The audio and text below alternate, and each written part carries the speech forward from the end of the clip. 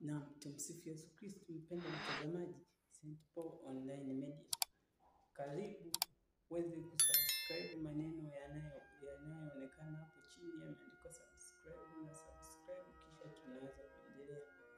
Leo nitatoa ufafanuzi mfupi kuhusu historia ya rozari ya Mtakatifu Mikaeli, malaika mkuu.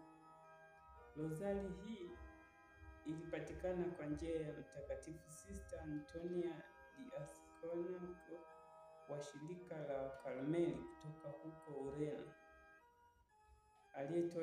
aliyetokewa na Mtakatifu Mikaeli malaika mkuu, ambaye alitaka aheshimiwe kwa salamu 9 kufuatana na makundi 9 ya malaika. Atakayesali rozari hii kwa heshima ya Mtakatifu Mikaeli akaribiapo kupokea komunyo takatifu atasindikizwa na malaika Mikaeli mtakatifu, malaika mkuu, na malaika 9, mmoja kutoka kundi la malaika.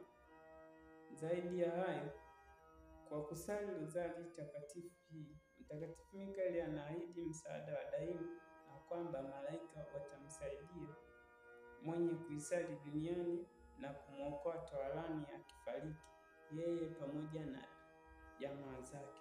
Tarehe 8 Agosti mwaka 1851, Papa Pius wa 9 aliruhusu rehema nyingi kwa rozari hii. Asante mpendwa mtazamaji, usisahau kusubscribe.